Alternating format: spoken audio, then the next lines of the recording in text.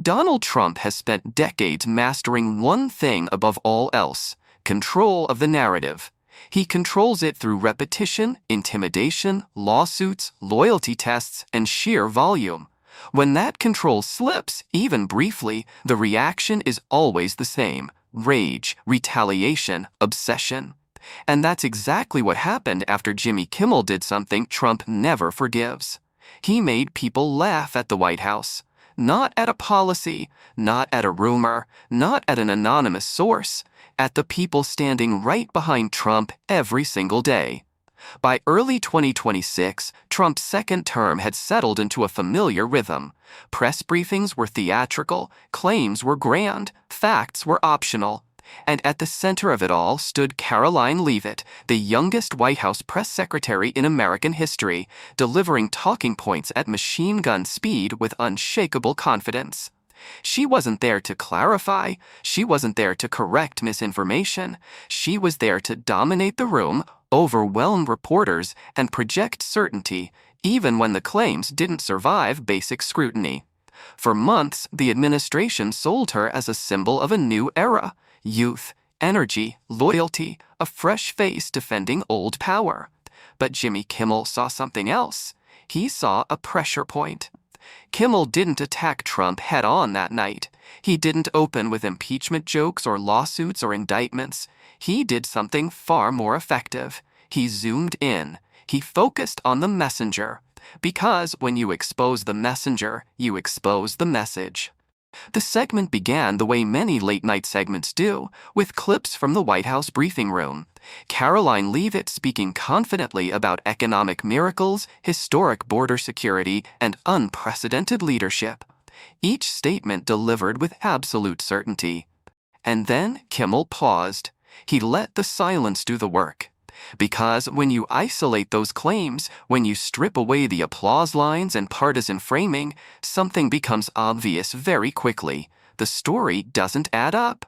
Inflation numbers didn't match reality. Border statistics shifted week to week. Promises were recycled as accomplishments. Failures were rebranded as victories. This wasn't new. Sean Spicer did it. Sarah Huckabee Sanders did it. Kayleigh McEnany did it. But Leavitt did it faster, younger, and with a level of confidence that bordered on audacity. Kimmel didn't call her stupid. He didn't insult her intelligence. He didn't question her right to be there. He questioned the system that put her there. And that's where things changed. Because once Kimmel framed her not as an individual, but as a product of Trump's power structure, the jokes stopped being harmless. They became dangerous. The laughter wasn't about personality anymore. It was about credibility. Trump's allies noticed immediately. Conservative media reacted with a strange mix of defensiveness and panic. They weren't responding to a smear. They were responding to exposure. Behind the scenes, Trump reportedly erupted. Not because Kimmel criticized him directly, but because Kimmel did what Trump fears most. He made ridicule stick. Trump has always believed he can outlast criticism. He can flood the zone with lawsuits. He can threaten networks. He can smear journalists. But comedy is different. You can't sue a punchline out of people's heads. Once the audience laughs, the power dynamic shifts. The subject is no longer feared. He's diminished. And Trump felt it. Because Karoline Leavitt wasn't just a staffer. She was a shield. A younger face absorbing criticism meant for him. A loyal defender willing to say anything, no matter how implausible, to protect the president. When Kimmel targeted her, Trump took it personally. The administration tried to brush it off at first. They dismissed it as late-night noise. But then the clips kept circulating, the jokes kept landing, and something worse happened. People started paying attention. They went back and watched Leavitt's briefings more closely. They compared statements. They noticed contradictions. They noticed how often facts changed depending on the audience. What had once been background noise turned into a pattern, and patterns are deadly in politics. Trump thrives on chaos because chaos blurs accountability. Kimmel did the opposite. He organized the chaos. He turned it into a storyline. a storyline where the White House press secretary wasn't a fearless truth-teller, but a rapid-fire delivery system for misinformation. That storyline spread fast. Trump's frustration boiled over in private before it surfaced in public. Complaints about comedians turned into complaints about networks. Networks turned into lawsuits. Lawsuits turned into threats. And all of it traced back to one simple reality.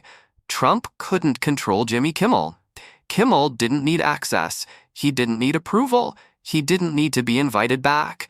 That independence made him untouchable in a way Trump despises. Because Trump doesn't just want loyalty, he wants submission. And comedy doesn't submit. By the end of that week, it was clear something had shifted. The White House was defensive. Surrogates were overreacting. Conservative commentators were suddenly very invested in attacking a late-night host they had previously ignored. That's how you know the joke landed. Because when Trump loses control of the narrative, he doesn't laugh it off. He loses it. And this was only the beginning. Karoline Leavitt didn't rise through Washington the way the Trump White House wants people to believe. The official story is clean, inspirational, and simple. A young conservative woman, driven by conviction, rises on talent alone and earns her place at the highest podium in the country. That story is powerful. It's also incomplete. By 2026, Leavitt had become one of the most recognizable faces of the Trump administration. She wasn't just delivering statements, she was embodying the brand, aggressive, unapologetic, dismissive of critics, fully committed to defending Trump no matter what the evidence said. And that's exactly why she was chosen. Trump does not value honesty in his spokespeople. He values loyalty and performance. He wants people who will say the line exactly as written and never hesitate when challenged. Leavitt fit that mold perfectly. From her very first briefing, it was obvious she wasn't there to play defense. She was there to dominate. She spoke fast, interrupted reporters, dismissed questions as fake narratives, and pivoted aggressively whenever facts became inconvenient. For Trump's base, that style was refreshing. For critics, it was alarming. For comedians like Jimmy Kimmel, it was irresistible.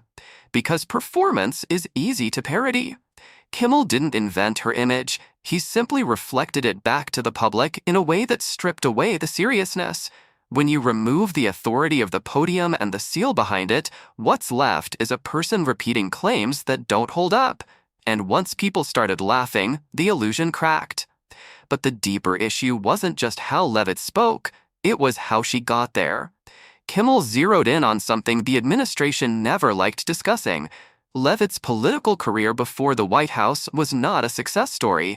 Her congressional run ended in failure. She didn't build a grassroots movement. She didn't win over voters. She lost. And yet, she landed one of the most powerful communications roles in the world. That contradiction mattered. Because Trump's entire movement is built on attacking elites and insiders while quietly rewarding loyalty, wealth, and proximity to power. Leavitt wasn't an outsider storming the gates. She was absorbed into the system because she proved she would never challenge it. Kimmel highlighted that contradiction without preaching. He pointed out the connections, the money, the relationships, and suddenly the narrative of merit collapsed. What emerged instead was a familiar Trump-era pattern. Advancement not through competence or success, but through usefulness. Leavitt wasn't promoted because she told the truth well. She was promoted because she told Trump's version of reality without flinching. And then there was the personal side. Kimmel didn't frame it as scandal, he framed it as irony. Here was a White House that lectured Americans about traditional values, morality, and family structures, and yet its youngest spokesperson was married to a wealthy real estate developer decades older than her, a man who had financially supported her political ambitions. Again, Kimmel didn't moralize. He let the hypocrisy speak for itself. The audience laughed not because of the age gap, but because of the contradiction. Because the same administration that attacked others relentlessly over personal choices suddenly wanted privacy and respect when the spotlight turned inward. Trump hates double standards being exposed because his brand depends on controlling which standards apply to whom.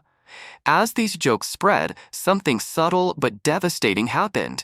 Leavitt stopped being seen as a serious authority figure by a broader audience.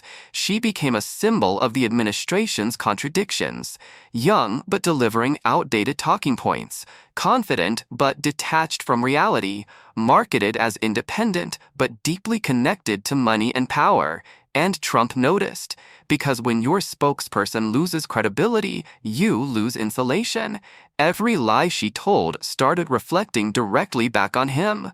Every contradiction she defended made him look weaker. That's when Trump's frustration turned personal. He didn't just see a comedian mocking a staffer. He saw a threat to the structure he relies on, a structure where loyalty is rewarded and criticism is punished. Jimmy Kimmel wasn't just mocking Karoline Leavitt. He was mocking the system that created her, and systems don't punch back as easily as individuals. This is where the tension escalated, because once Kimmel reframed Leavitt as a product of Trumpism rather than a rising star, the administration had no good response. They couldn't deny the facts, they couldn't silence the jokes, and they couldn't explain the contradictions without admitting the truth. So they did what Trump always does when cornered. They lashed out, and the next phase would be even uglier. Donald Trump has a long history of reacting badly when the spotlight shifts away from him and onto the people around him. Advisors come and go, spokespeople burn out, loyalists are praised one day and discarded the next. But Karoline Leavitt was different. She wasn't just another staffer. She was supposed to be untouchable, young, loyal, aggressive, always on message. She represented Trump's attempt to project continuity and control in a second term defined by exhaustion, investigations, and public skepticism. She was the proof that Trump still commanded devotion. That's why what happened next mattered so much. When Jimmy Kimmel began replaying Trump's own words about Leavitt, the tone shifted from political satire to something far more uncomfortable. Trump hadn't criticized her performance. He hadn't praised her competence. He had commented on her appearance, on the record, to journalists. The President of the United States talking about his press secretary's face and lips. This wasn't a rumor. It wasn't leaked audio. It wasn't hearsay. It was Trump being Trump, saying the quiet part out loud, as he always does. And Kimmel didn't exaggerate it. He simply played the clip. The audience reaction said everything. Not laughter, cringing laughter, the kind that comes from recognizing something deeply inappropriate and deeply familiar at the same time. Because this wasn't new behavior. It was a pattern. Trump had done it before with female politicians, foreign leaders, staffers, and reporters. He reduced women to appearances, bodies, and aesthetics, even when discussing professional roles. But this time, the woman in question wasn't an opponent. She was his employee, and she said nothing. Karoline Leavitt didn't push back. She didn't distance herself. She didn't express discomfort. She stood at the podium days later and continued defending Trump as if nothing had happened. That silence spoke volumes. Kimmel pointed it out without cruelty. He asked the question millions of viewers were already asking in their heads. Does this White House even have basic workplace boundaries? And more importantly, what does loyalty cost in Trump's world? The answer was unfolding in real time. Trump's defenders rushed to minimize it. They said it was a compliment. They said it was being taken out of context. They said critics were overreacting. But no one could explain why a president would talk about a subordinate that way in the first place. And Trump didn't help himself. Instead of backing off, he doubled down on the behavior.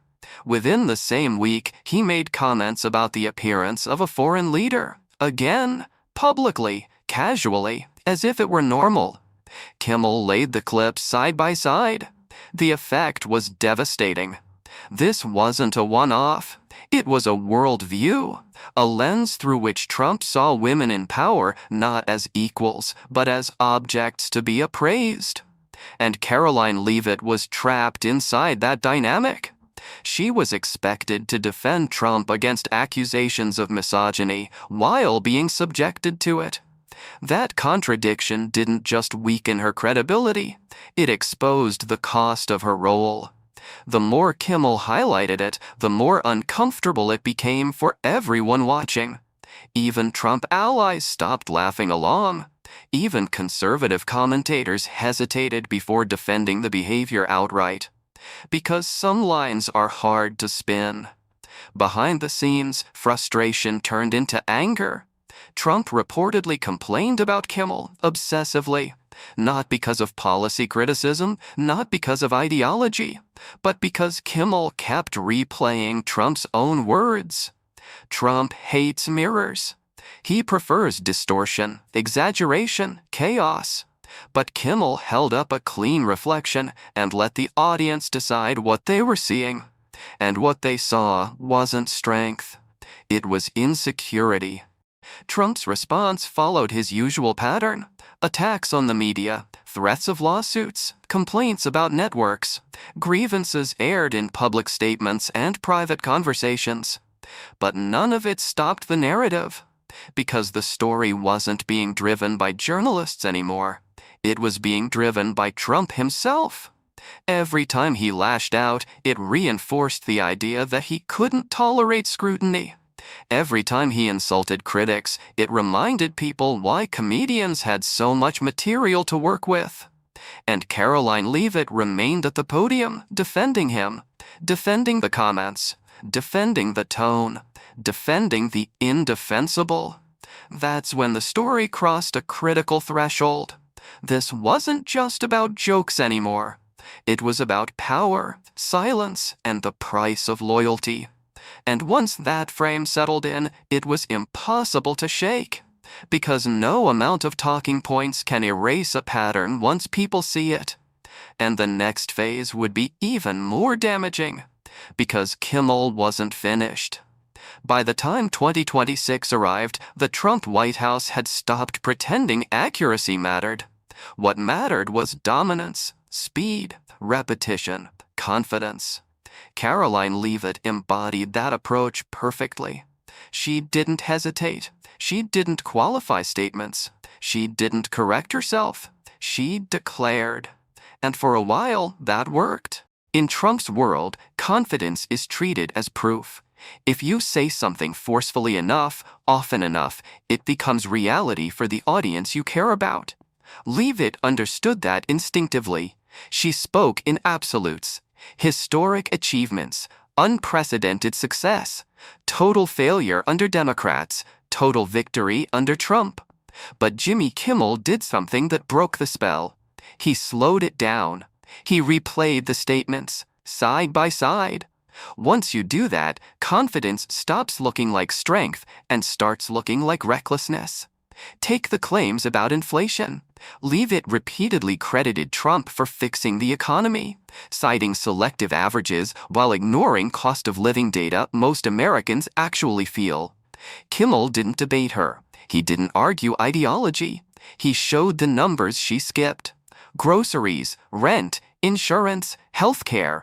The gap between the talking points and reality was obvious. Then came border security. Leavitt declared historic lows, zero releases, total control.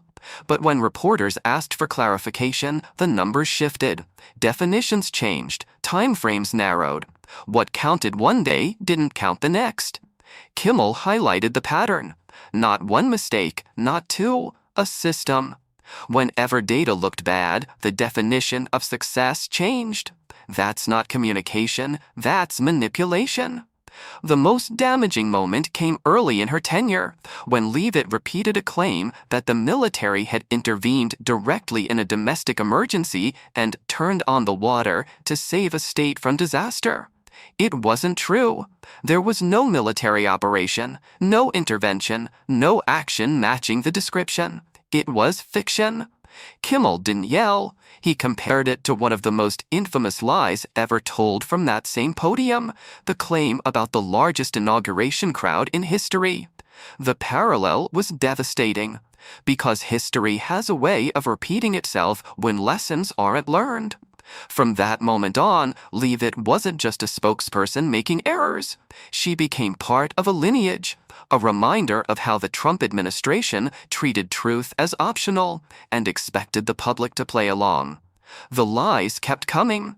Claims about tax refunds that hadn't happened yet. Promises about prices falling that never materialized. Assertions about wars ended that never existed in the first place.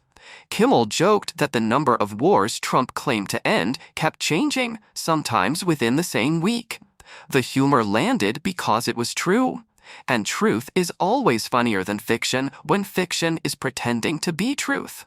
What made this phase different from Trump's first term was exhaustion. The public had seen this movie before. The surprise was gone. The patience was gone. Leavitt wasn't dealing with a naive audience. She was dealing with people who remembered. And that's when the narrative turned fully against her. Every time she spoke, viewers weren't asking, "Is this true?" They were asking, "How long until this gets walked back?" That's the moment credibility dies. Kimmel recognized it immediately. He stopped treating her statements as news and started treating them as material. Not because he wanted to humiliate her personally, but because the administration had made satire inevitable. When facts no longer matter, ridicule fills the vacuum. Trump's response was predictable. Blame the media, blame Democrats, blame comedians, blame anyone but the system he created. But he couldn't blame Leavitt publicly, because she was doing exactly what he wanted. She was lying efficiently.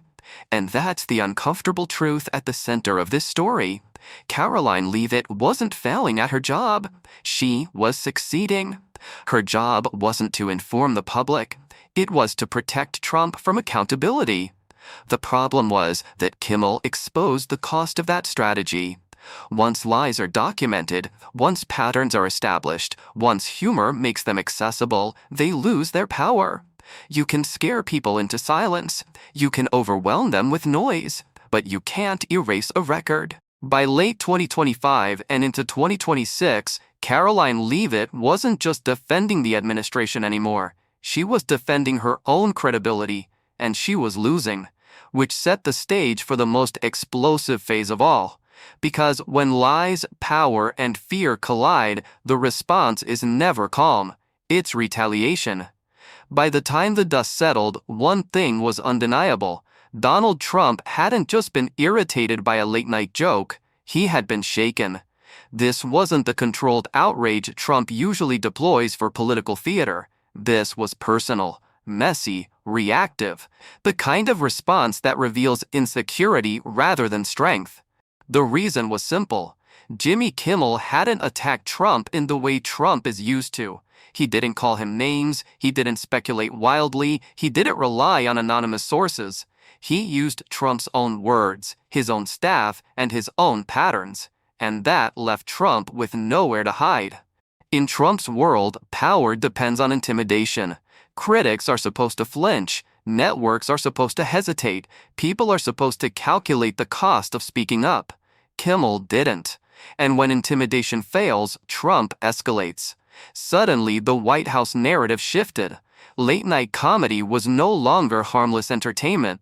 It was framed as dangerous, irresponsible, even un-American.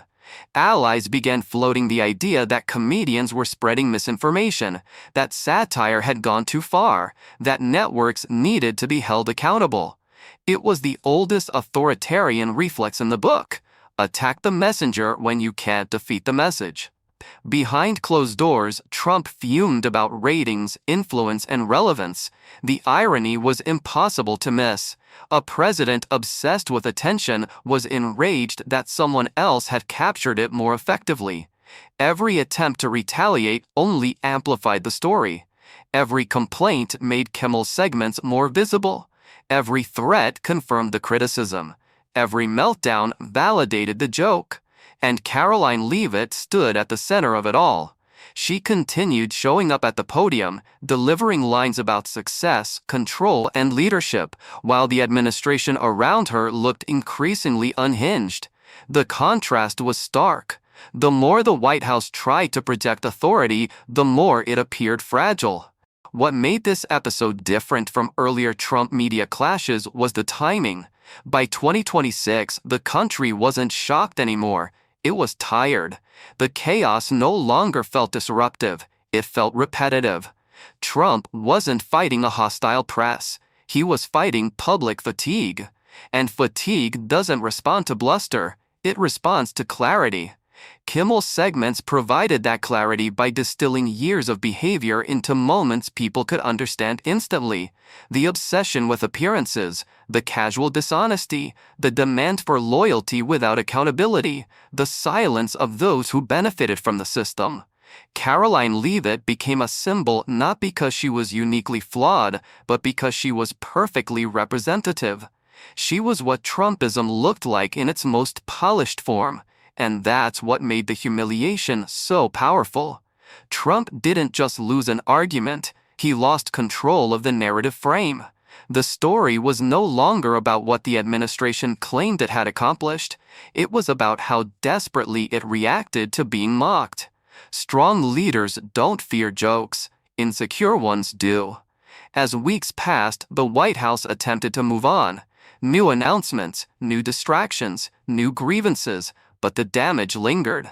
Leavitt's credibility never fully recovered outside Trump's base. Every statement she made was filtered through the lens Kimmel had helped create. Viewers didn't hear information, they heard spin. And Trump never stopped being angry about it, because humiliation is the one thing he cannot tolerate. Investigations can be dismissed as witch hunts, lawsuits can be spun as persecution, criticism can be labeled fake. But laughter undermines authority at its core. It reminds people that power isn't divine, that leaders are human, that myths can be punctured, and once that happens, the illusion never fully returns. This episode became a defining moment of Trump's second-term media war, not because of legislation or policy, but because it revealed the limits of his control. He could threaten, he could sue, he could rage, but he couldn't stop a comedian from holding up a mirror. And in that mirror, Americans didn't just see Karoline Leavitt. They saw the system that put her there. They saw the cost of loyalty. They saw the emptiness behind the bravado. That's why Trump lost it, not because of a joke, but because the joke told the truth. And in 2026, that truth landed harder than ever.